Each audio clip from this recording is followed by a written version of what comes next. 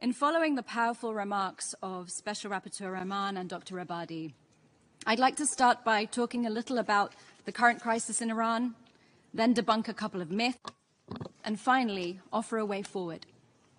2 days ago, I received a message from a relative of a prominent political prisoner in Iran, who I'll avoid naming to protect them from retaliation by the Islamic Republic authorities.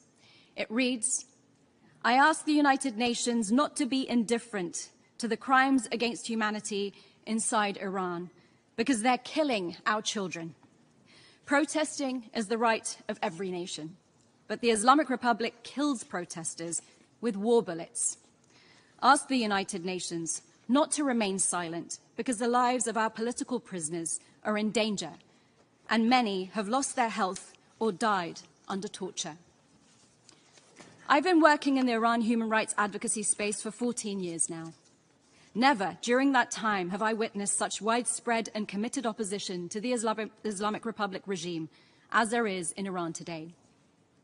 While Iran has become accustomed to mass protests nearly once every decade, neither the student protests of 1999 nor the Green Movement of 2009 or even the more recent November 2019 protests compare in fervour or magnitude to the current protests, in which, for the first time since the inception of the theocracy in 1979, people are not only openly opposing 83-year-old Supreme Leader Ali Khamenei, which they'd started to do in 2017, but are actively fighting back to defend themselves against the security forces and tearing down billboards and burning pictures of the founder of the Islamic Republic, Ayatollah Khomeini.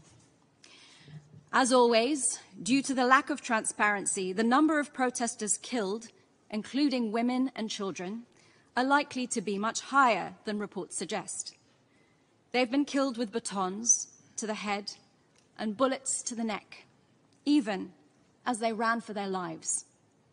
But the most unprecedented part of these protests is that they have been female-led.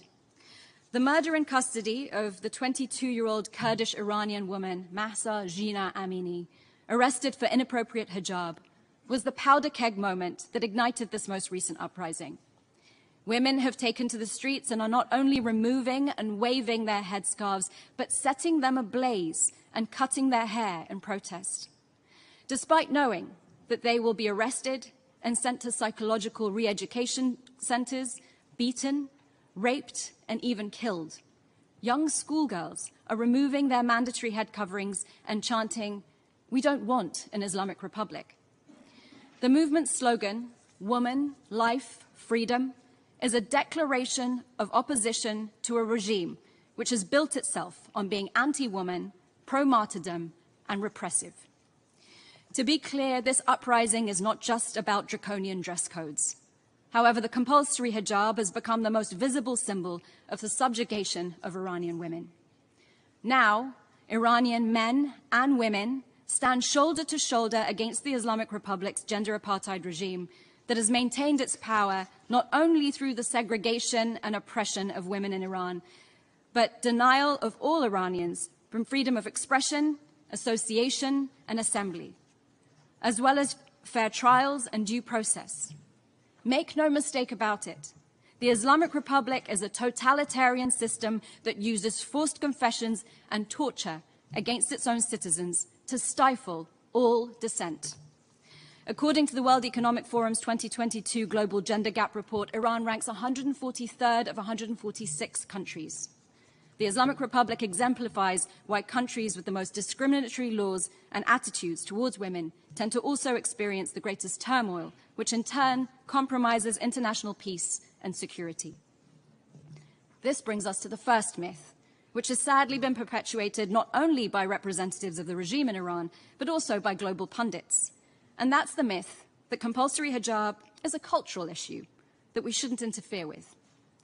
But you don't need to subjugate people into observing cultural norms, where schoolgirls are defying a lifetime of indoctrination by rising up in classrooms, and people are taking to the streets in their tens of thousands to protest something, despite the risk of death at the hands of the authorities.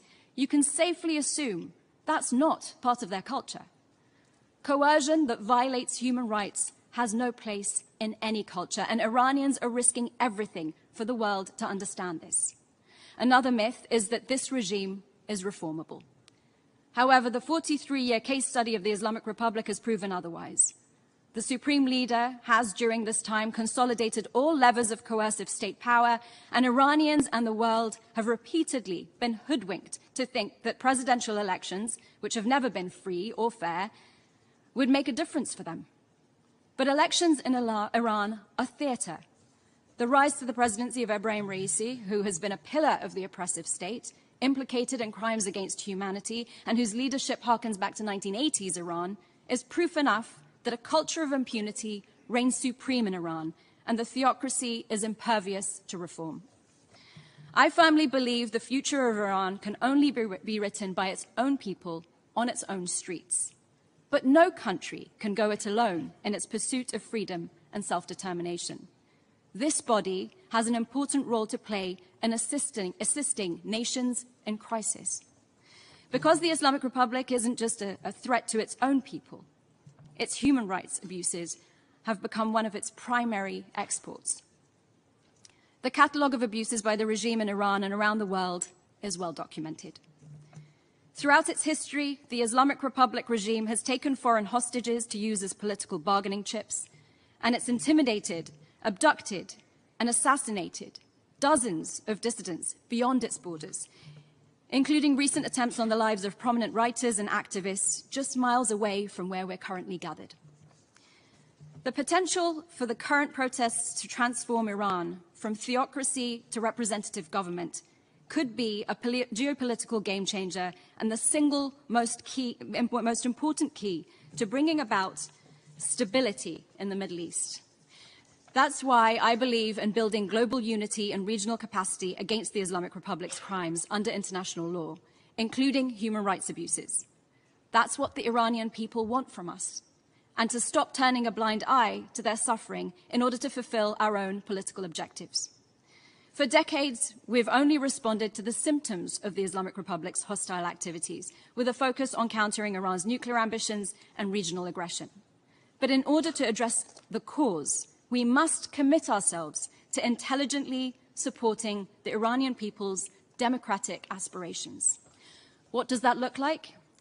We must stand united in fighting corruption and promoting respect for human rights. And the current crisis in Iran calls for us to urgently support the establishment of an international, independent investigative mechanism on the human rights abuses in Iran, because there are no avenues for justice domestically in the country. At a time when the Islamic Republic's state security forces are once again using disproportionate violence on protesters, it's crucial that we document these human rights violations and atrocity crimes and have mechanisms in place to hold those responsible accountable. It's only with this level of international coordination and support for accountability and justice for the Iranian people that we can address the Islamic Republic itself as the cause of our nuclear and geopolitical concerns. But one thing is clear. Human rights abuses at this scale are a symptom of a deep political malaise and a government considered illegitimate by its own people. Human rights are intricately bound with respect for the rule of law, and there can be no good governance in the long run without the rule of law. Good and law-abiding governance not only make for better regional neighbors, but also cooperative members of the international community. An Iran that is more respectful of and representative of its citizens will help this august body achieve its central mission, the maintenance of international peace and security. While the Islamic Republic doesn't represent Iran's 2,500 years of rich history and culture, I'll leave you with something that does. A poem, Bani Adam, by the 13th century Persian poet Sa'di, which is also inscribed on the United Nations building entrance. Human beings are a member of a whole, in creation of one essence and soul. If one member is afflicted with pain, other members uneasy remain. If you have no sympathy for human pain, the name of human you cannot retain. The international community should want what the courageous demonstrators in Iran want. It's time for us to stop abetting the Islamic Republic of Iran and start supporting the freedom-loving people of Iran. Thank you.